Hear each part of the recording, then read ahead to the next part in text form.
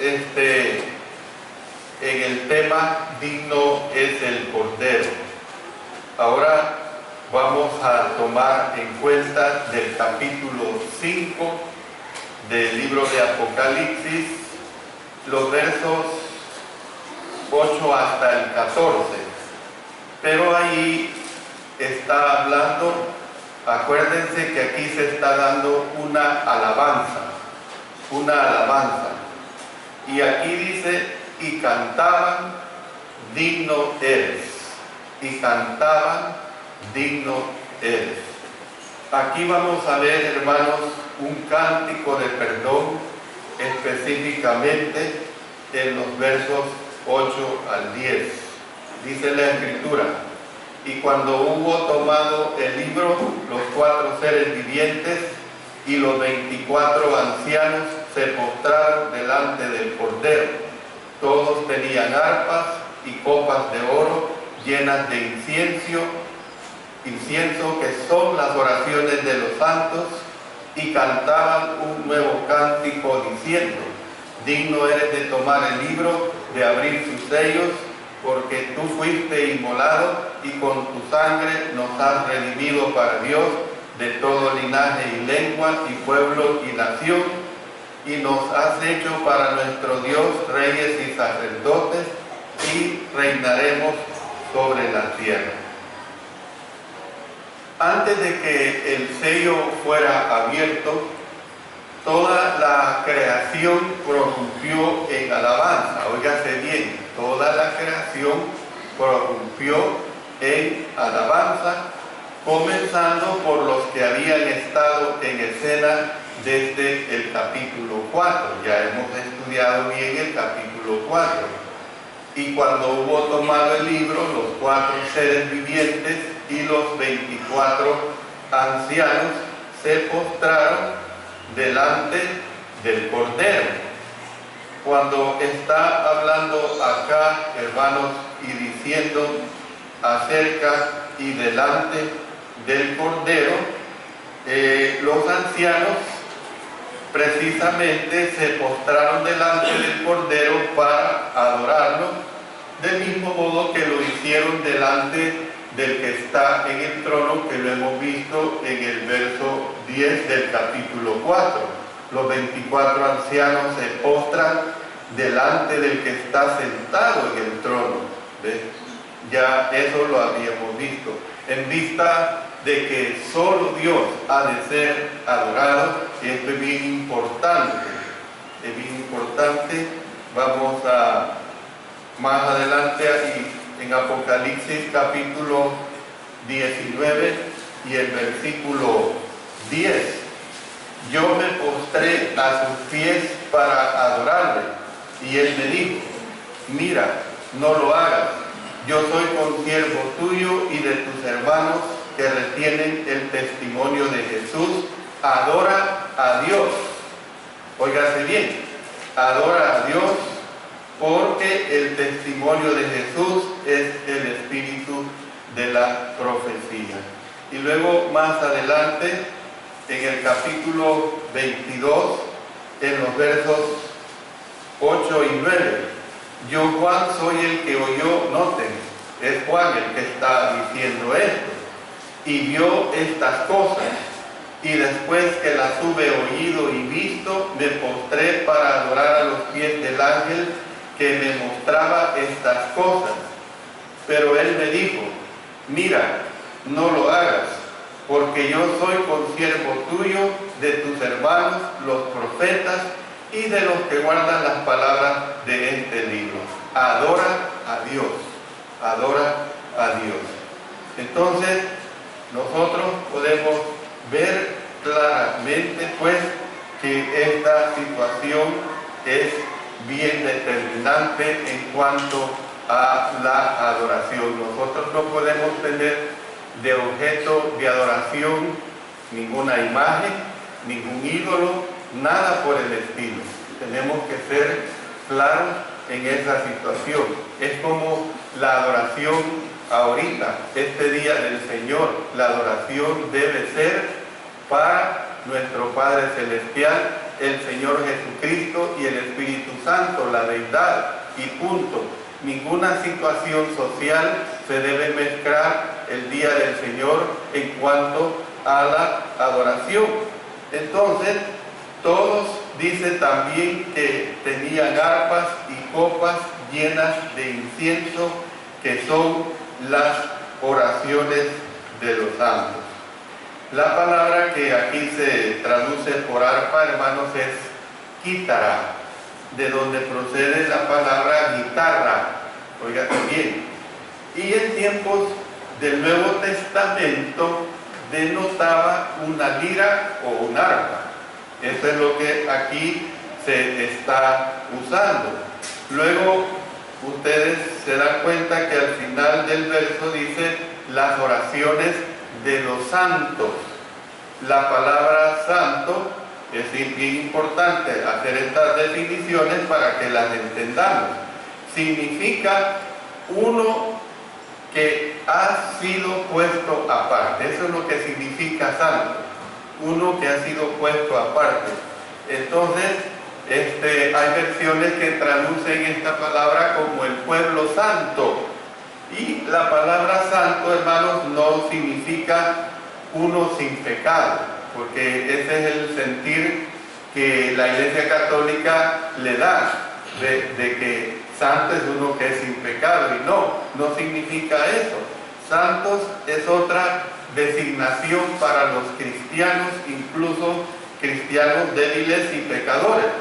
Y se los ilustro con la misma Sagrada Escritura. Imagínense cuando estaba el apóstol Pablo dirigiéndose a los hermanos en Corinto, esta iglesia estaba muy corrompida. El contenido de la carta primera lo dice claramente, pero miren cómo los trata. Pablo, llamado a ser apóstol de Jesucristo por la voluntad de Dios, y el hermano Sóstenes, a la iglesia de Dios que está en Corinto. Fíjense cómo se dirige la iglesia de Dios que está en Corinto. A los santificados en Cristo Jesús, llamados a ser santos con todos los que en cualquier lugar invocan el nombre de nuestro Señor Jesucristo, Señor de ellos y nuestro. 1 Corintios, versículos 1 y 2. Entonces, nosotros entendemos esta situación, pero antes de estudiar el cántico que entonaron, es necesario también referirnos a las arpas. Algunos insisten en que es aceptable el uso de instrumentos musicales mecánicos en los cultos cristianos, ya que, según argumentan, en el cielo tienen arpas. Y entonces, como en el cielo tienen arpas, nosotros tenemos que usar instrumentos musicales, instrumentales, pues, para adorar al Señor. Sin embargo, debe tomarse en cuenta que estas arpas o liras, y también como se habla en los capítulos 14 y 15 de este mismo libro, no eran más reales que el incienso. En otras palabras, también debe tomarse en cuenta que la mención de ellas no justifica que se les toque en los cultos cristianos, como tampoco, hermanos, la mención del incienso justifica que este incienso se le haga arder en los cultos cristianos, porque si vamos a literalizar los símbolos que nos da el libro de Apocalipsis, hermanos, tenemos que introducir el incienso en la adoración y cuantas otras cosas más, si vamos a poner los aspectos en una forma totalmente literal. Ya ustedes han sido preparados a través de este mismo estudio de esa simbología que se usa dentro del libro de Apocalipsis. Estas arpas eran simbólicas, en otras palabras, eran un símbolo de alabanza. Se están usando, hermanos, como un símbolo de alabanza. El incienso simboliza, como aquí mismo lo dice, las oraciones de la iglesia. Y las liras o las arpas simbolizan sus salmodias, o sea, el acto de cantar salmos. Entonces podemos ver, hermanos, que el simbolismo subrayaba el hecho de que los 4 seres vivientes y los 24 ancianos estaban preparados nada menos que para alabar al Señor. Eso es lo que nos está diciendo. Los 4 seres vivientes y los 24 ancianos estaban nada menos que preparados para alabar al Señor. Entonces ellos, por lo tanto, levantaron sus voces respondiendo la pregunta que había hecho el ángel fuertemente. ¿Cuál es la pregunta que había hecho el ángel? La pregunta es bien clara. ¿Quién es digno? ¿Quién es digno? Miren, leyendo otra vez los versos 9 y 10, y cantaban un nuevo cántico, diciendo: digno eres de tomar el libro y de abrir sus sellos, porque tú fuiste inmolado y con tu sangre nos has redimido para Dios, de todo linaje y lengua y pueblo y nación, y nos has hecho para nuestro Dios reyes y sacerdotes, y reinaremos sobre la tierra. Anteriormente habían alabado a Dios por ser el creador, y esto lo vimos específicamente en el versículo 11 del capítulo 4. Señor, digno eres de recibir la gloria y la honra y el poder, porque tú creaste todas las cosas y por tu voluntad existen y fueron creadas. Ahora adoraban al Cordero por ser nada menos que el Redentor. En ese sentido se está alabando al Cordero. El Cordero es el Redentor. Dice que cantaron un nuevo cántico. Hay que darle énfasis a la palabra nuevo. Un nuevo cántico. Era un cántico que anteriormente, cuando el Cordero no había sido inmolado, no podía ser cantado. Bueno, el Antiguo Testamento habla de un nuevo cántico que sería cantado cuando el Mesías viniera. Por ejemplo, vayamos al libro de Isaías, en el capítulo 42. Vamos a leer de Isaías capítulo 42, los versos 8 hasta el 10. Ahí se nos está hablando de ese nuevo cántico. Yo, Jehová, este es mi nombre, y a otro no daré mi gloria ni mi alabanza a esculturas. He aquí se cumplieron las cosas primeras, y yo anuncio cosas nuevas antes que salgan a luz. Yo os las haré notorias. Noten el verso 10. Cantad a Jehová un nuevo cántico, su alabanza desde el fin de la tierra, los que descendéis al mar, y cuando hay en él las costas y los moradores de ellas. Entonces, allí se estaba anunciando, hermanos, de ese nuevo cántico que se iba a entonar. Precisamente el libro de Isaías, en un porcentaje muy elevado, es estrictamente de índole mesiánica. Entonces, nosotros podemos ver esta situación claramente, así como aquí se está demostrando. Pero hay una cosa más, hermanos, que los cantores celestiales cantaron primero acerca del fundamento de la redención. Cantaron primero acerca del fundamento de la redención, porque tú fuiste inmolado y con tu sangre nos has redimido para Dios de todo linaje. Nosotros, hermanos, sabemos claramente que hemos sido comprados por precio. Si vamos a la primera carta del apóstol Pablo, en 1 Corintios, en el capítulo 7 y el versículo 23, nos expresa de esta manera: por precio fuisteis comprados, no os hagáis esclavos de los hombres. Y antes, aquí mismo, en 1 Corintios capítulo 6, versos 19 y 20, ¿o ignoráis que vuestro cuerpo es templo del Espíritu Santo, el cual está en vosotros, el cual tenéis de Dios y que no sois vuestros? Porque habéis sido comprados por precio. Glorificad pues a Dios en vuestro cuerpo y en vuestro espíritu, los cuales son de Dios.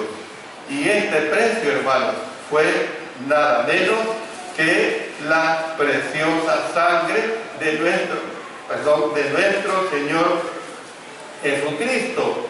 Dice en Hechos capítulo 20, verso 28,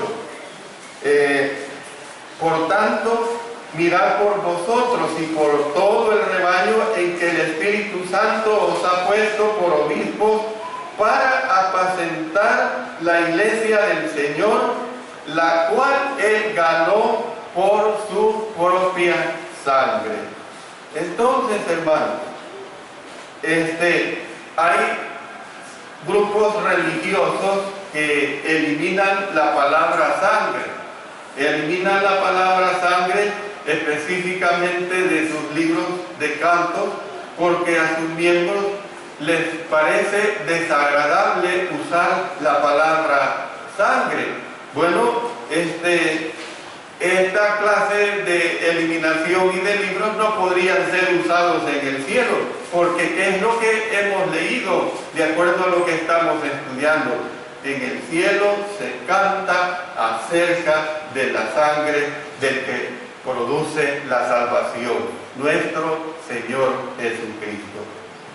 También, hermanos, cantaron acerca del alcance de la redención.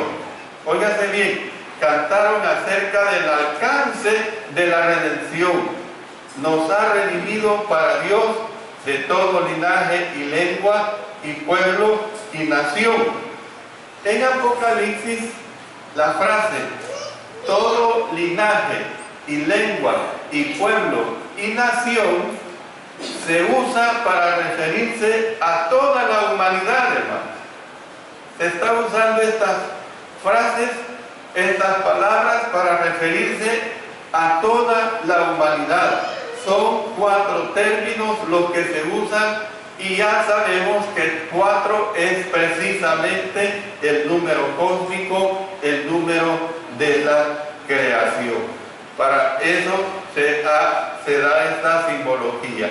Y yo les describo qué significa cada una de estas frases. Cuando habla de linaje, hermano, se refiere al grupo familiar. Cuando habla de lengua, se refiere a todo grupo lingüístico, o sea, pueblo, a todo grupo social, cuando habla de pueblo, se refiere a todo grupo social y nación, o sea, a todo grupo étnico. Entonces, hermanos, ¿qué es lo que se nos está diciendo acá? Que Jesús murió por todos. Jesús murió por todos. Jesús no murió por algunos. Ahí en 2 Corintios, en el capítulo 5 y el versículo 15, 2 Corintios capítulo 5, versículo 15 dice: y por todos murió, para los que viven, ya no vivan para sí, sino para aquel que murió y resucitó por ellos. Ahora, claro, es evidente que cuando la Escritura dice que el Señor Jesucristo murió por todos, son las personas pecadoras que mueren sin Dios y sin esperanza, porque ellos no hacen honor a que el Señor Jesucristo haya muerto por ellos. Pero si si la persona mientras está en vida busca al Señor, para él es aplicable lo que aquí se está diciendo, que Él murió precisamente por todos. Bueno, hablaba de que cantaron acerca del alcance de la redención, pero también, hermanos, luego cantaron acerca de los resultados de la redención. Miren lo que dice: y nos ha hecho para nuestro Dios reyes y sacerdotes, reinaremos sobre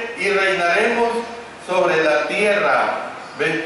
Cuando habla de reinar sobre la tierra, tenemos que entender que Apocalipsis, hermanos, enseña que los cristianos fieles están reinando actualmente. Están reinando actualmente, continuarán reinando después de la muerte, mientras esperan el juicio final. Miren lo que dice, vamos al capítulo 20, versos 4 hasta el 6. ¿Qué es lo que se expresa acá? Y vi tronos, y se sentaron sobre ellos, los que recibieron facultad de juzgar. Y vi las almas de los decapitados por causa del testimonio de Jesús y por la palabra de Dios, los que no habían adorado a la bestia ni a su imagen, y que no recibieron la marca en sus frentes ni en sus manos. Y vivieron, y miren lo que dice, y reinaron con Cristo 1000 años. Esto de los 1000 años, les ruego que, por favor, hoy no va a ser el momento. Cuando lleguemos a ese capítulo vamos a estar destacando y dedicando suficiente tiempo a esa enseñanza del milenio que aquí se destaca. Entonces, hermanos, nosotros podemos ver claramente que por medio de Cristo llegamos a ser un pueblo especial. Por medio de Cristo nosotros llegamos a ser un pueblo especial. ¿Qué es lo que dice el apóstol Pedro? Mas vosotros sois linaje escogido, real sacerdocio, nación santa, pueblo adquirido por Dios. Primera Pedro capítulo 2, versículo 9. Entonces, reflexione usted por un momento sobre la maravillosa declaración que dice: y reinaremos sobre la tierra. ¿En qué términos reinaron los cristianos sobre la tierra en aquellos tiempos y en qué sentido reinan los cristianos hoy en día? Bueno, en los tiempos de Juan, óigase bien, en los tiempos de Juan, cuando los cristianos eran echados en la cárcel y comidos por los leones, ciertamente no parecía que los cristianos estuvieran reinando. ¿Cómo es que están reinando si están perseguidos? Están siendo comidos por los leones, están siendo espectáculo a la multitud gentil del imperio romano. Hoy día, cuando usted y yo sabemos qué hacer ante ciertos problemas, y sobre todo cuando ya no sabemos qué hacer ante ciertos problemas que se nos presentan, tampoco, hermanos, pareciera que estamos reinando. Tampoco pareciera que estamos reinando. Usted podrá, si así está pasando, ojalá que no sea así, pasando por serios problemas, por serias dificultades. Y bueno, la palabra de Dios nos dice que yo soy rey, que yo estoy reinando. ¿Y por qué estoy pasando por estas dificultades? Ustedes puedan preguntar sobre esta situación. Bueno, hermanos, sin embargo, pues, las apariencias pueden ser engañosas.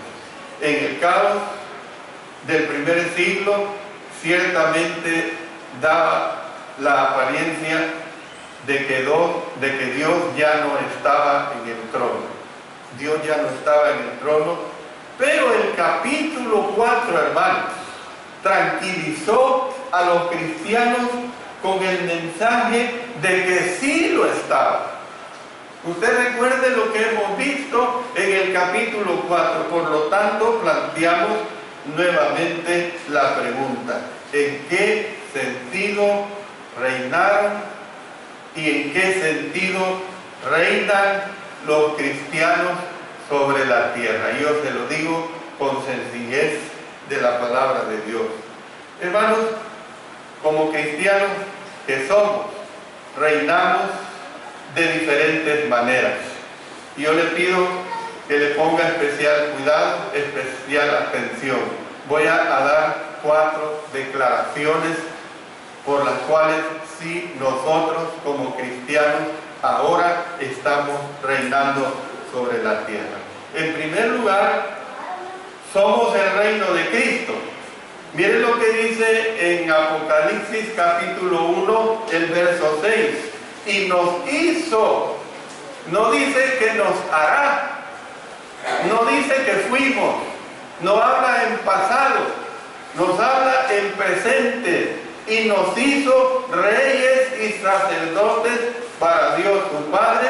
A Él sea gloria e imperio por los siglos de los siglos. Amén. ¿Es cierto esto o no, hermano? Amén. Nos hizo reyes y sacerdotes, que precisamente es la iglesia. Vayamos a Mateo capítulo 16. Miren lo que dice en Mateo capítulo 16, en los versos 18 y 19. Ahí habla claramente: yo también te digo que tú eres Pedro, y sobre esta roca edificaré mi iglesia, y las puertas del Hades no prevalecerán contra ella. Y miren lo que dice a continuación: y a ti te daré las llaves del reino de los cielos, y todo lo que atares en la tierra será atado en los cielos, y todo lo que desatares en la tierra será desatado en los cielos. Entonces esa es las primeras razones escriturales que se dan por qué nosotros estamos reinando. Somos el reino de Cristo.